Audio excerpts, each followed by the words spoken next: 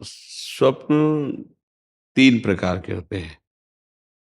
एक होता है जिनसे हमारा मानसिक संबंध रहा है, तो बिना किसी कारण के वो कल्पनात्मक उनके दृश्य उपस्थित करना। एक होता है कोई अस्तित्व नहीं है, ऐसा स्वप्न आना। और एक होता है भागवतिक, किसी महापुरुष का आगमन होना, ये सत्य के अंतर्गत आता है। वो आपको निर्देशन या आपको दुलार या आज्ञा, जो भी आज्ञा, वो सत्य होता है। अब ये मन बहुत से संस्कारों से, संबंधियों से जुड़ा है, तो आप देखो कोई इतना ही स्वप्न थोड़ी आता है, कितने स्वप्न आते हैं जिनका कोई मतलब नहीं है। ऐसे ही ये परिवार के सने संबंधियों का जो आता है, उससे दुख सुख का लेना देना नहीं है।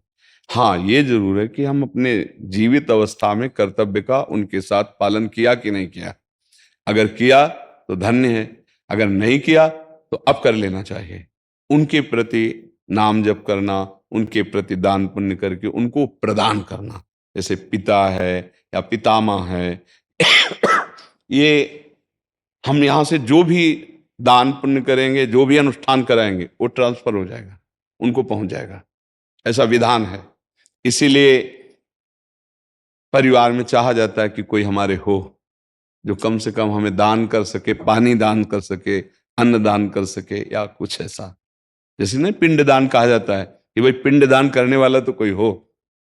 तो आप अपने पूर्वजों के लिए जो किए हैं वो आपको पता है, व्यवहार कैसा किया है। अभी जो आप किए हैं वो पता है। अगर करने की कोई आकांक्षा, ऐसा लग रहा है कि हमारे पूर्वज विपत्ति या दुख में है क्या, तो उनके लिए कर लेना चाहिए। श्रीमद् भागवत का संस्कृत से अनुष्ठान कराना, गौ ब्राह्मण संतों की भोजन आदि करा करके वो सब दान उनको कर देना, मंत्रों का जप करना या नाम का जप करके कीर्तन करा के उनको प्रदान कर देना। इससे उनका मंगल, जहां भी होंगे, जिस योनि में जहां भी, उनका उत्थान होने लगेगा, उनकी उन्नति होने लगेगी। ऐसा। और खास भगवान या भगवान के भक्तों के सिवा स्वप्न में जो कुछ, सब मिथ्या ही होता है। जैसे आप स्वप्न में देखते हैं मैं ये कर रहा हूं, मैं ये कर रहा हूं, तो कुछ होता है क्या? कुछ नहीं होता। अब लोग उसी में फंसा देते कि इस स्वप्न का क्या मतलब हो सकता है। कुछ नहीं हो सकता, स्वप्न है। राजा जनक जी एक बार सैया में पड़े सोए और स्वप्न देखला कि हमारा सारा राज्य छिन गया और मैं एक भिखारी बन गया और बहुत भूख लगी है। अब मांगे तो थोड़े से चावल और दाल मिला, तो मटकी में, मिट्टी के पात्र में उन्होंने लकड़ी बीन करके खिचड़ी पकाई। और वो पक्के तैयार होने वाली थी, दो सांड आए लड़ते हुए, ऐसे लड़े कि पूरा बिखर गए।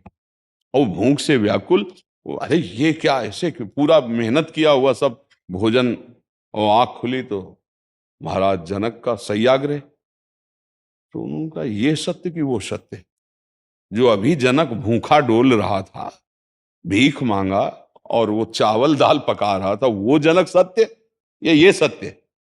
क्योंकि उस समय ये सत्य नहीं था, इस समय वो तो सत्य कौन है। अब उनके सभा में बड़े बड़े ज्ञानी महात्मा बैठते, तो आकर प्रश्न किया, ये सत्य कि वो सत्य। अब कुछ उसकी व्याख्या हो तो समझ में आवे, ये सत्य कि वो सत्य। अब कोई उत्तर ही ना देवे। तो जब ये बात अष्टावक्र जी को पता चली, तो सभा में नई नवीन अवस्था थी, सभा में आए और जनक जी से बात की। जनक जी ने पूछा कि ये सत्य कि वो सत्य, तो उन्होंने कहा ना ये सत्य ना वो सत्य। उमा कहूं मैं अनुभव अपना, सत हरि भजन जगत सब सपना। सपना तो सपना है ही, जागृत भी सपना है, सत्य है हरि नाम। तो आप ये समझ लीजिए, ज्यादा उस पर विचार मत कीजिए। यदि आपके अंदर ऐसा भाव आता है, धन आपके पास है, तो ऐसी कुछ सेवा दान पुण्य करके, कहीं ऐसे जैसे गौ सेवा है, गौ को चारा पवा दिया, है ना, कहीं साधु महात्मा को किसी किसी एक को भी भोजन पवा दिया, और वो कहीं भागवत हो रही उसमें सहयोग कर दिया। नहीं पूरी भागवत करवा सकते, भाई हमारे कुछ चंद रुपए इसमें सहयोग में हो गए, और उसका फल हमारे माता पिता दादा दादी को मिले, ऐसे भाव किए जाते, तो उससे उनको कल्याण होगा, उससे उनका मंगल होगा। खुद नाम जप करे, मान लो एक बार एक माला में 108 नाम होते हैं, और 108 नाम जप करके हमने दे दिया कि हमारे बाप को प्राप्त हो, हमारे बाबा को प्राप्त हो, हमारी माँ को प्राप्त हो, तो उनको प्राप्त हो जाएगा, उनकी उन्नति होगी। एक नाम भी कल्याण कर सकता है, इसलिए स्वयं करे, अर्थ के द्वारा ऐसा करके कर दे, और बकाया ज्यादा स्वप्न का विचार न करे, ये व्यर्थ होते हैं। हाँ, कोई संत महात्मा आए, भगवान का आदेश दे, वो बात अलग होती है। बकाया सब व्यर्थ होते हैं। ये व्यर्थ में फंसो मत। अगर स्वप्निक विचारों वालों से बात करोगे तो आपको फंसा देंगे।